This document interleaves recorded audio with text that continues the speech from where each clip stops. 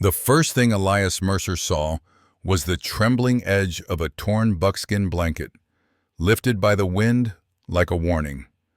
The second was the girl beneath it, thin, wild-eyed, standing barefoot in the mud outside his ranch as if the world behind her had burned to ash. Her breath came in sharp, uneven bursts. Her hands shook, not from weakness, but from the effort of staying upright. "I'll work," she said before he could speak, voice cracked from cold and hunger. "Just don't turn me away." Wind swept across Silver Basin, carrying the scent of thawing earth and distant pine fire. But it was the look in her eyes that stopped Elias where he stood, the look of someone who had run until there was nowhere left to run. A silence fell between them, a fragile, dangerous beginning. Before we continue, please take a moment to support the channel. A simple like, a quick comment, or hitting that subscribe button helps these Wild West tales reach more people who love them. Let me know where you're listening from, and thank you for riding along with us. Silver Basin awakens slowly in early spring, as if the land itself were unsure whether it was ready to return to life. Frost clung stubbornly to the shaded edges of the valley, but the mid-morning sun coaxed thin ribbons of mist from the ground, letting them drift lazily along the bends of Coldwater Creek. The water moved with a steady, deliberate voice, sliding over stone and broken branches, murmuring against the stillness of the open fields. The air smelled of wet earth, thawing pine needles, and the faint smoke of Elias Mercer's cookfire curling from the chimney of his weathered cabin. The ranch sat on the southern bank of the creek, its buildings arranged without elegance, but with a kind of earnest practicality. The cabin leaned into a slope of grass beaten flat by winter storms. Beyond it, a sagging stretch of fence traced the boundary of a small pasture where two cows flicked their tails at the lingering cold. To the west stood the barn, a rough timber structure patched in places with mismatched boards. Everything about this little homestead carried the look of a man who worked alone, who fixed what he could and endured what he couldn't. Elias himself was a figure carved by solitude. Broad-shouldered, with dark hair that curled slightly when damp, he carried the quiet caution of someone who had spent too many years with only the wind for company. His eyes, a deep, steady gray, missed very little. A pale scar crossed high along his left cheekbone, a thin reminder of a fight long ago, one he rarely spoke of and never thought worth explaining. Though only in his early 30s. He had the air of a man who had known both loss and silence for far longer. He watched the girl now standing at the edge of his yard. Even from a distance, he could see fatigue carved into her features, the hollowness beneath her cheekbones, the rawness at the corners of her lips, the way her breath rattled lightly in her chest. Yet there was something unbroken in the set of her shoulders, something fierce beneath the exhaustion. Her hair, long and black as creek stone after rain, fell past her elbows in tangled waves. Her eyes dark, sharp, alert, scanned everything at once, tracking escape routes, shelter, danger. Apache eyes, he realized. Eyes that had seen the kind of trouble the valley liked to pretend no longer existed. Across the creek, barely visible through the thin morning fog, lay another homestead, a cabin built on higher ground with a small orchard behind it. Jedediah Boone lived there, a man in his 60s whose calm voice and deep-lined face spoke of a life spent learning what to fear and what to let go. He was the closest thing Elias had to family. Sometimes Elias saw the old man's lantern glow at night and felt a strange reassurance, as though knowing someone else breathed in the valley made it less empty. Jedediah's young nephew, Caleb, often ran between the two ranches once his chores were done, quick-footed and sharp-eyed. The boy had a way of appearing just when help was needed, offering tools or questions or an earnest grin. Silver Basin could feel like the loneliest place on earth, yet with Jedediah and Caleb nearby, it never became unbearable. But the girl standing in Elias's yard was something different, something the valley had not seen before. She held herself with the wary poise of a hunted animal. Her blanket did not hide the bruising around one wrist, nor the faint tremble in her legs. She looked like someone who had walked through cold nights without rest and survived only by stubbornness. Elias lowered the hammer in his hand.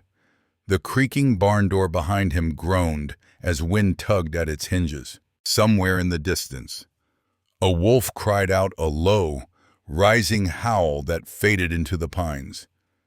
The girl flinched at the sound, but her gaze stayed fixed on him, not pleading, not submissive, simply waiting for his judgment. Elias set the hammer down on the porch rail, the metal clinking softly in the cold morning air. The girl didn't move.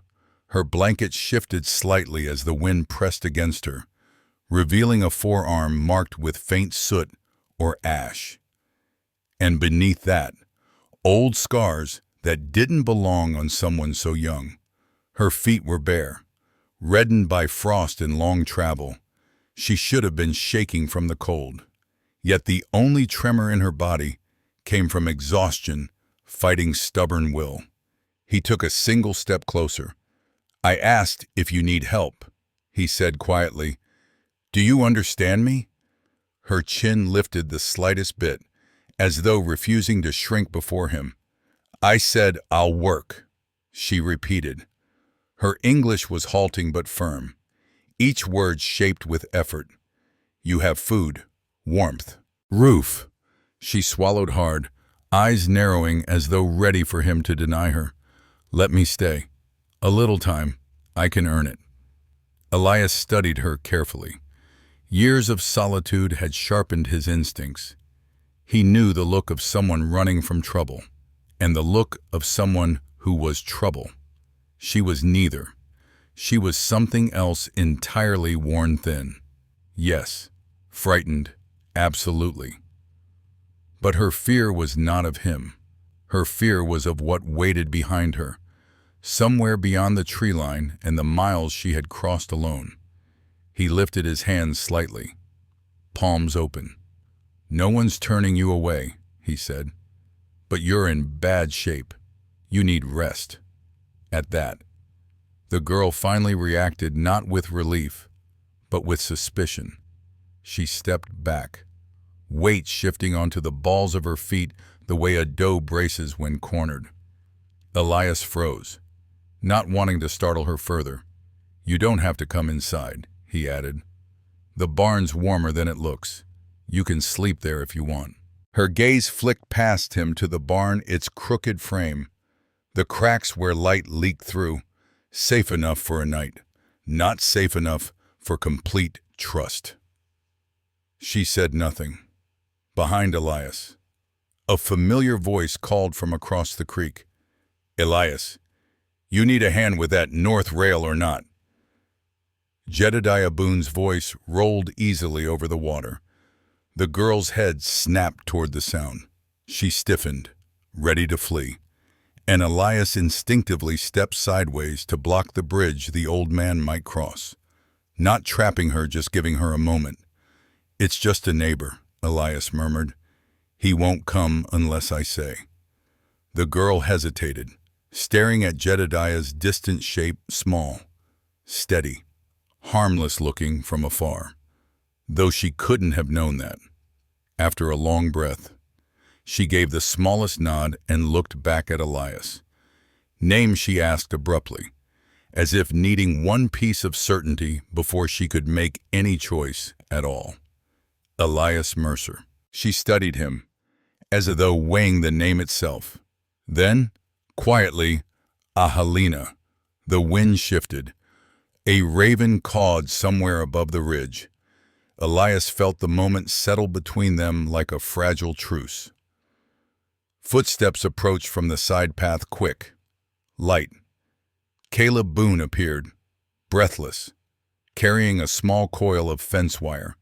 His brown hair stuck out in uneven tufts, and his boots were muddy up to the ankles. "Mr. Mercer," Uncle Jed said. He stopped short when he saw her. His eyes widened, not with fear, but with the raw, instinctive softness children have when seeing someone who's hurting. "Hi," he said carefully, offering a small wave.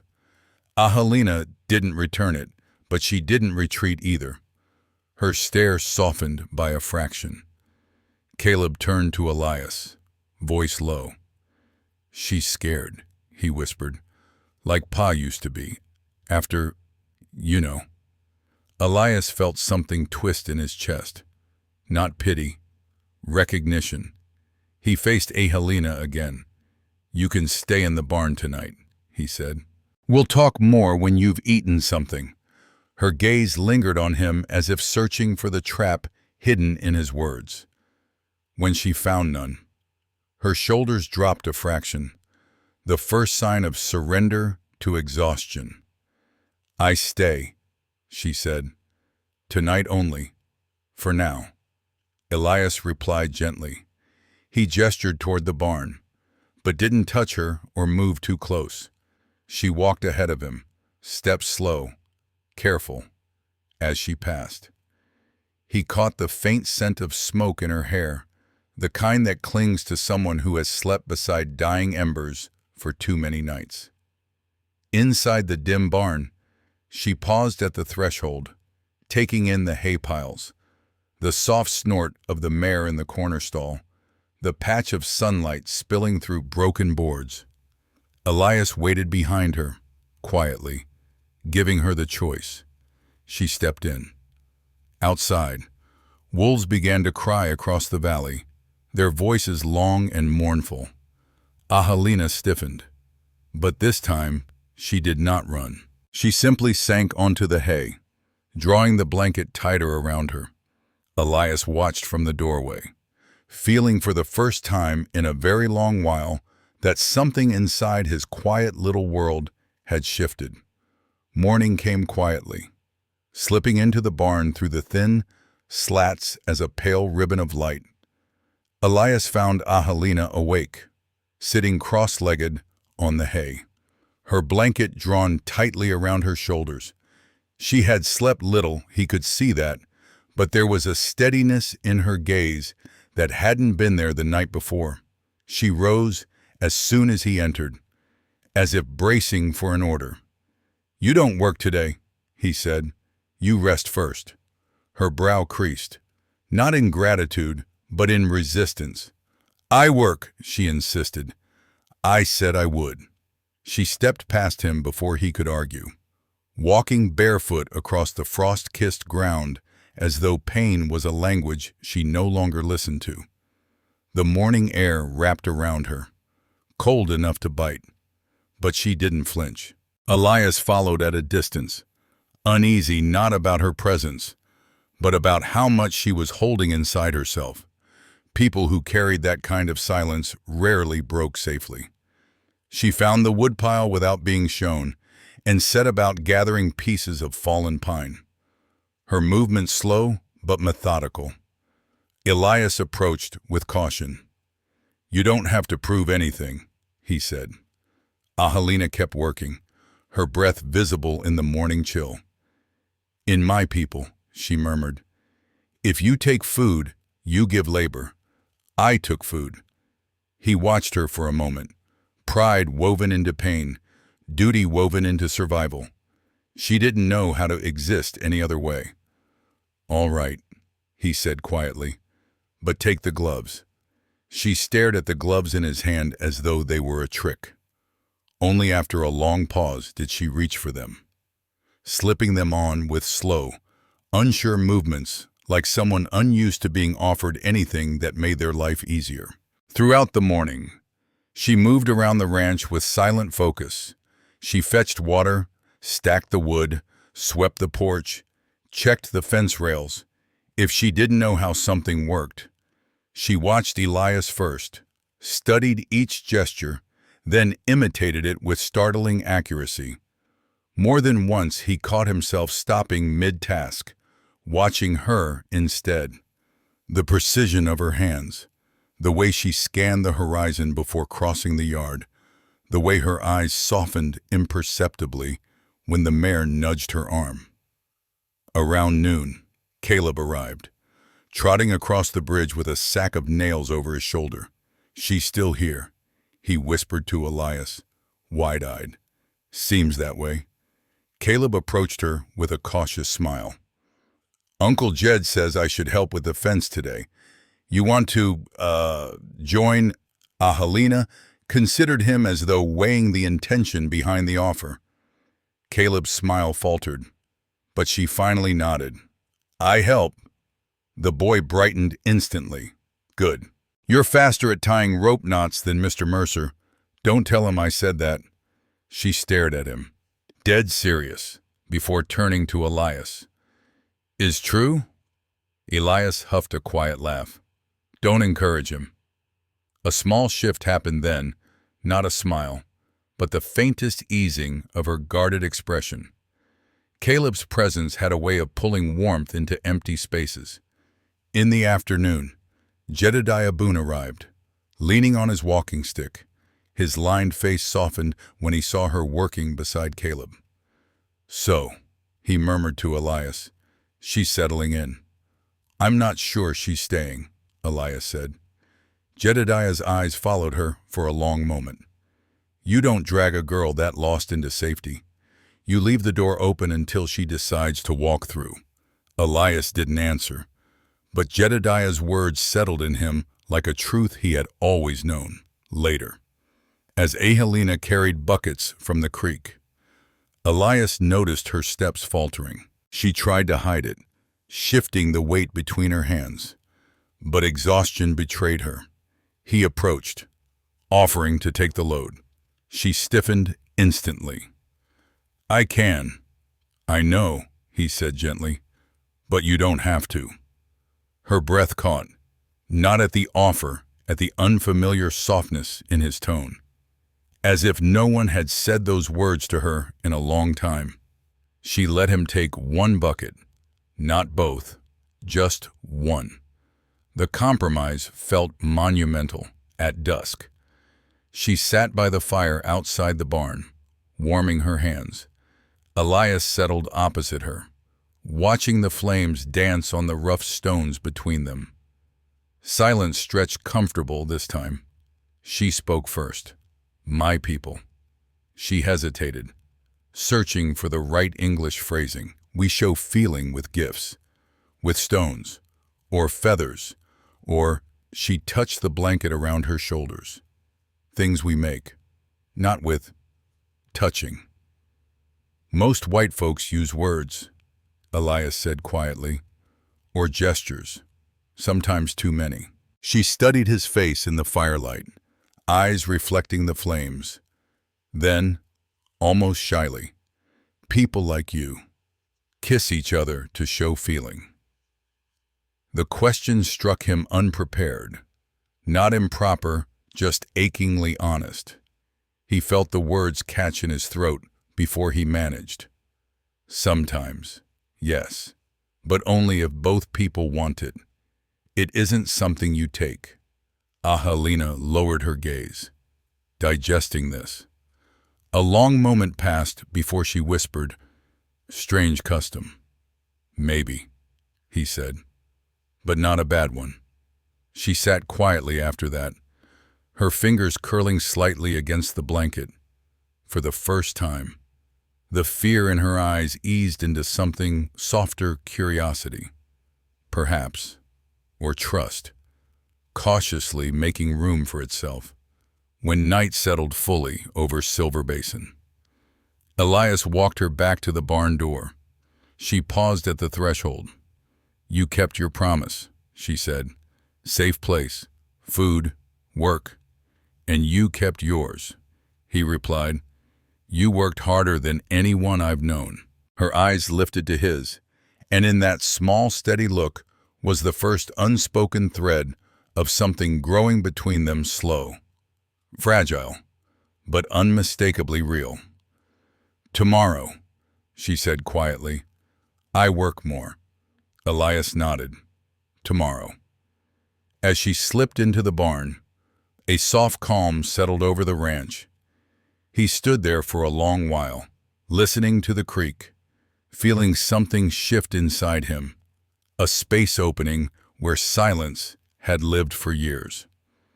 The days that followed settled into a rhythm neither of them dared to name.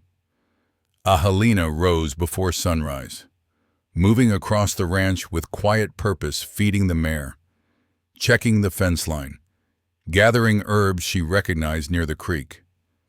Elias worked alongside her, saying little, watching how she scanned the tree line every few minutes as if expecting danger to step out of the shadows.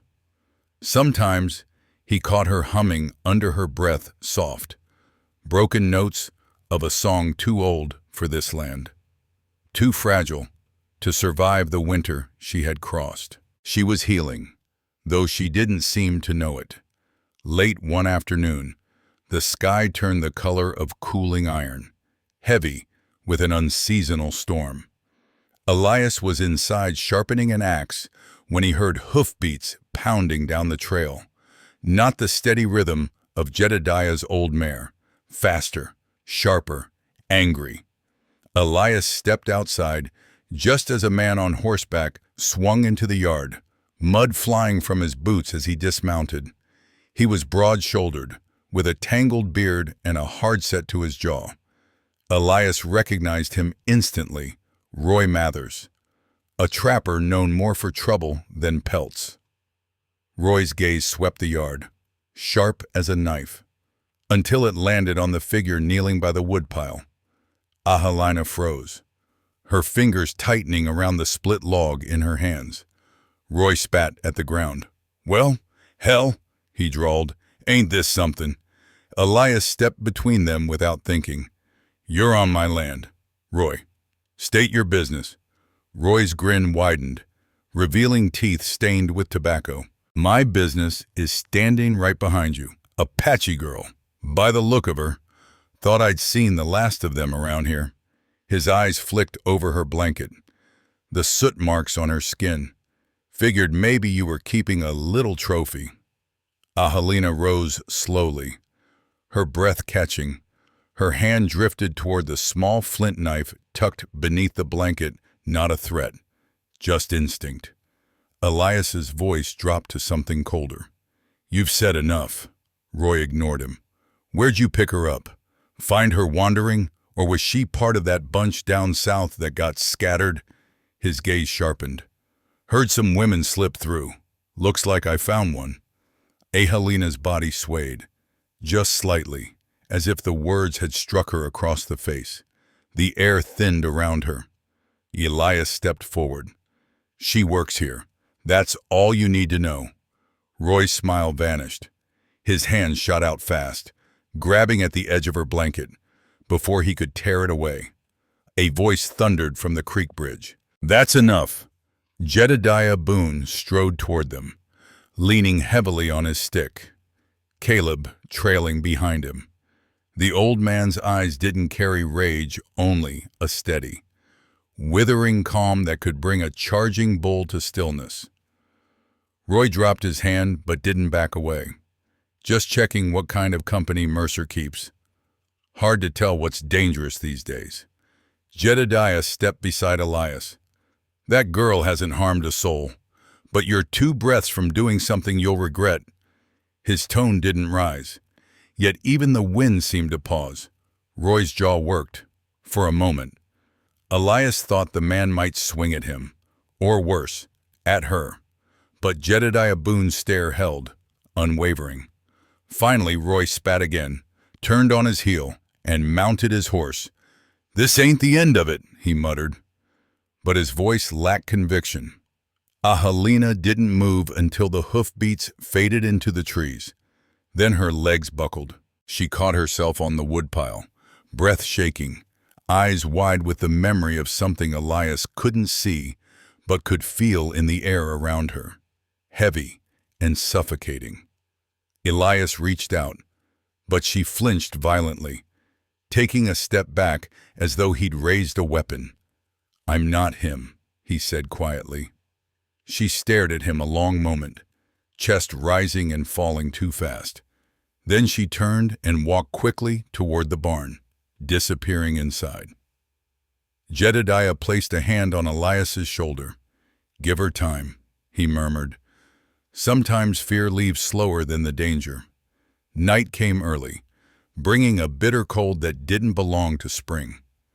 Elias kept checking the barn, but each time he approached, he heard her soft breathing and forced himself to walk away.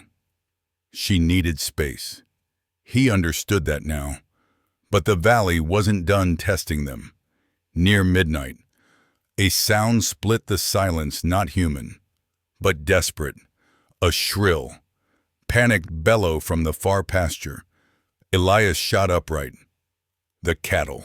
He grabbed his coat and ran into the night, boots sinking into half-thawed mud. The moon was thin, offering little light, but he smelled the danger before he saw it, the musky, wild scent of a predator. Ahalina burst from the barn at the same moment, clutching her wooden spear. She didn't ask what was happening, she already knew. She sprinted toward the pasture, feet silent on the earth. "Stay behind me," Elias shouted. She didn't slow. They reached the clearing as a shadow streaked between the cows, a large gray wolf, ribs sharp beneath matted fur, driven by hunger, fierce enough to risk men and fire. The wolf lunged at the nearest calf. Ahalina moved first. With a cry that split the night, she leapt, driving the spear forward. The wolf twisted, the blow grazing its side but drawing blood. It wheeled back toward her, teeth bared. Elias charged, swinging the blunt end of his axe handle. It struck the wolf's hind leg, sending the animal stumbling. But the wolf recovered faster than either expected. It lunged again, this time at Elias, before it could reach him. Ahalina threw herself between them, arms raised. Elias grabbed her shoulder, yanking her aside as the wolf collided with his chest, knocking him backward. Pain exploded across his ribs as he hit the ground. Ahalina's scream cut through the night. She darted forward, seized the axe where it had fallen, and with a fierce, desperate strength Elias had never seen in her, drove it downward. The blow was enough to send the wolf scrambling away. It staggered, bleeding, then fled into the darkness, leaving only the chaos of panting animals and trampled snow. For a long moment, no one moved. Then Ahalina dropped to her knees beside Elias. "You hurt." Her voice trembled, not with fear, but with something rawer, something she had never let herself reveal. "I'm fine," he managed, breath ragged. "You—" She didn't answer. Instead, she brushed a shaking hand against his arm, as though needing to feel he was real. When their eyes met, the air between them changed quiet, electric, unbearably honest. "You saved me," he whispered. "No."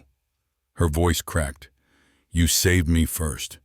That was the moment the last of her walls broke, not with sobs, not with confession, but with the way she stayed there beside him long after the danger had passed, refusing to look away. Ahalina, the girl who had run from everything, was no longer running. Elias lifted his hand slowly, giving her every chance to pull back and touch the side of her face. This time, she didn't flinch, not even a little. The wolf was gone, but the night held on to its echoes. The cattle shifted nervously in the dark, their breath steaming in the cold air. Elias pushed himself upright with a wince, pressing a hand to his bruised ribs. Ahalina steadied him without thinking, her fingers curled lightly around his arm, warm despite the lingering frost. She held on a moment too long before she realized it, then released him as if the contact burned. "Come inside," Elias murmured, voice low and hoarse. "You're shaking." She wasn't, or she didn't appear to be, but when she opened her mouth to argue, the sounds of the night seemed to collapse around her. Her face tightened, breath shortening, eyes drifting to somewhere far away, somewhere Elias couldn't see. "Ahalina," he said softly. She blinked, once, twice, as if waking from a place colder than Silver Basin.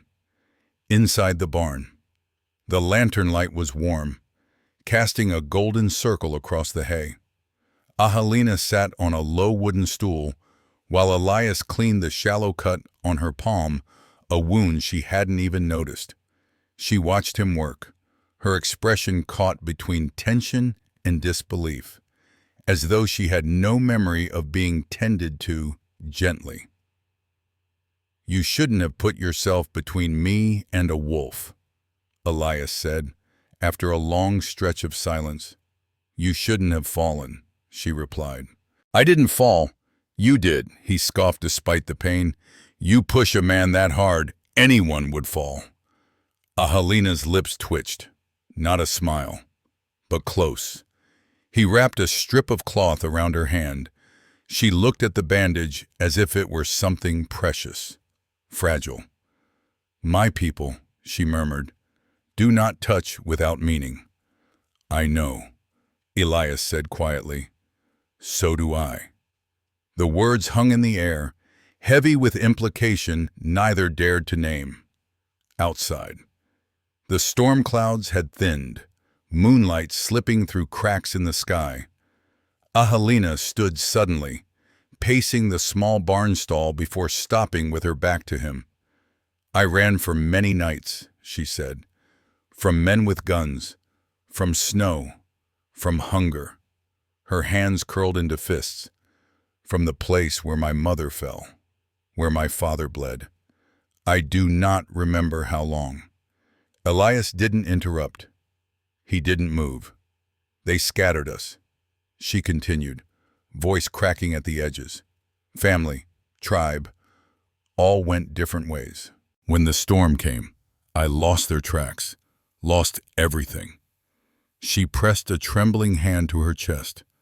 "I thought if I stopped, the fear would find me." "And now," Elias asked gently. She turned. Her eyes glistened. Not with tears, Ahalina held her emotions like she held a blade tightly, refusing to show weakness, but with a quiet exhaustion that felt deeper than grief. "Now I don't know what to do when something feels safe." Elias rose carefully, ribs protesting. He approached her slowly, letting the moment breathe. "You don't owe me anything," he said. "Not work, not stories, not trust. But you keep giving," she whispered.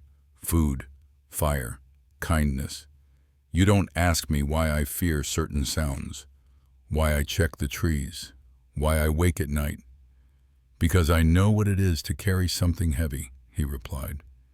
"You don't force someone to put down a burden they're not ready to let go." Her breath caught. Something in her expression loosened, softened, as though a final knot inside her chest had begun to unravel. "And the wolf," she asked after a moment. "You stood between us." Why Elias hesitated. Not because he didn't know the answer, but because it mattered too much. "Because I wanted you safe," he said simply. Ahalina stepped closer, so close he could see the faint speck of ash along her jawline. "And if," she swallowed, "if someone wants another safe, in your people, that means feeling—" He nodded. "Usually." She studied his face as though memorizing it, every line, every shadow, every intention.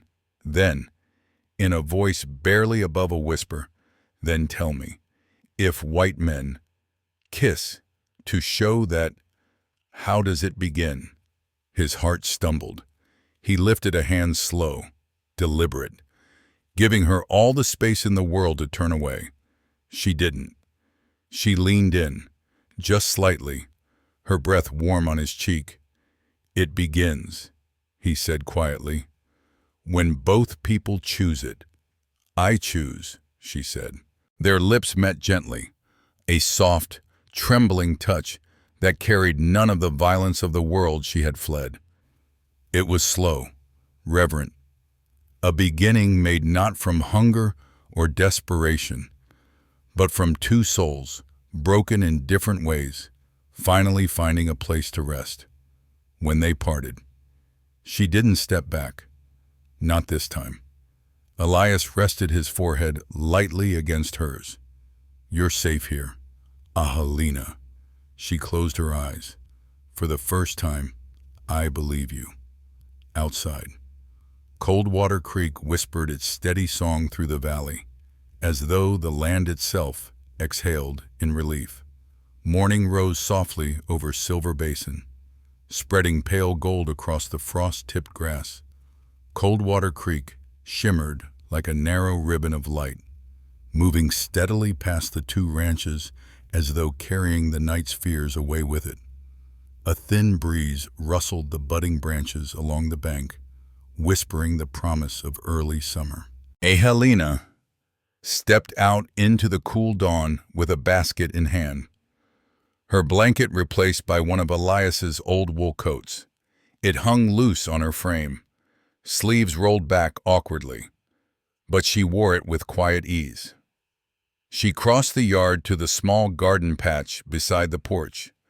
The soil was soft beneath her fingers as she brushed aside the leaves, checking the sprouts she and Elias had planted only a few days earlier. New shoots had broken the surface, fragile, trembling, reaching for the sun. She smiled, not fully, not freely, but enough to soften the hard lines sorrow had carved into her face. Elias watched from the doorway, leaning a shoulder against the frame. The bruise along his ribs still ached, but the sight of her kneeling in the morning light eased something inside him more deeply than rest ever could. He didn't announce his presence. She sensed him anyway, the way one senses warmth in a cold room. She stood and turned toward him. You hurt? She asked. Not as much as yesterday. She nodded. Neither spoke further. They didn't need to. There was a gentleness between them now, quiet, steady, earned through fear and fire. Just then, a familiar voice rang across the creek. Elias, Ahalina, you awake over there? Caleb's shout was bright as birdsong. The boy came bounding over the bridge with a bundle of kindling strapped to his back. Jedediah followed more slowly, leaning on his stick, breath forming faint clouds in the cool air.